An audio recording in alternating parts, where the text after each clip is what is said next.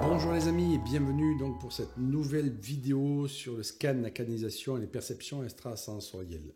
Alors, à qui peut s'adresser le scan? Du moins, qui peut pratiquer le scan? Je dirais toute personne qui a envie de communiquer avec l'invisible et d'en savoir plus sur l'invisible. Qui a compris qu'en fait, la vie ne se jouait pas que sur le plan de la matière, dans l'acquisition de la matière, mais sur un plan plus élevé, pourrait-on dire un plan spirituel, celui de l'esprit, celui de l'invisible, celui des guides. Toute personne qui a envie d'aider les autres aussi, que vous soyez thérapeute déjà pour, mettre un outil formidable de plus à votre panel d'activités, ou que vous ne soyez pas thérapeute, mais vous êtes peut-être attiré par une activité, médiumnique, sans porter le titre de médium, mais tout simplement ramener à la conscience des informations qui sont cachées, mais que l'intelligence infinie veut délivrer à la personne.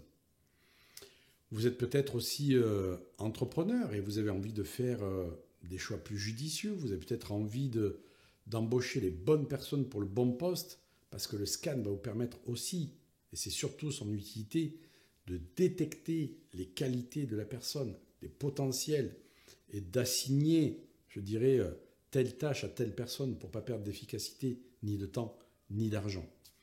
Vous pouvez être aussi peut-être enseignant et vous avez envie d'enseigner autrement. Vous avez vraiment envie d'aider ces élèves qui sont en difficulté et de comprendre leurs difficultés. Bien, le scan va vous aider justement à comprendre ces difficultés, à comprendre les blocages auxquels sont soumis ces enfants qui sont en difficulté et trouver la meilleure option de libération pour pouvoir les aider. Et j'ai beaucoup d'enseignants qui viennent faire cette formation parce que justement, ils ont vraiment ce désir d'enseigner autrement et d'aider ces enfants qui sont en difficulté. Donc, thérapeute, pas thérapeute, entrepreneur, soignant, pas soignant, le scan s'adresse à toute personne vraiment qui a cette volonté d'aller voir de l'autre côté du miroir. Et je prends toujours cette image, cette scène qui est OK. Quand on est devant une pièce de théâtre, qu'on est assis confortablement devant la scène de théâtre, eh bien on voit cette pièce qui se joue comme ceci, devant le décor.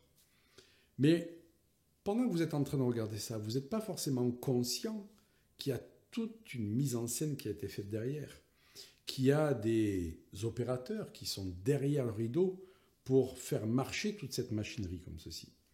Et donc, devenir praticien quantiscan, c'est observer la scène qui se joue, bien entendu, mais observer aussi tout ce qui se joue derrière le rideau et comprendre pourquoi la personne a écrit cette pièce-là, en fait.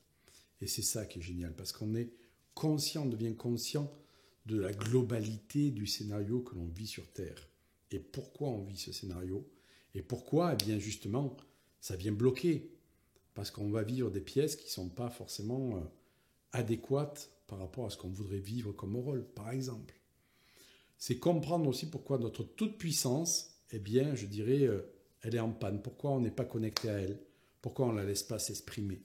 Pourquoi telle personne que je reçois là, il y a ce potentiel là, il y a cette toute-puissance, et pourtant la personne n'arrive pas à la mettre en œuvre dans sa matérialité parce qu'il y a telle information qui bloque. Waouh! Imaginez comment vous pouvez aider des personnes en les aidant à prendre conscience de ceci.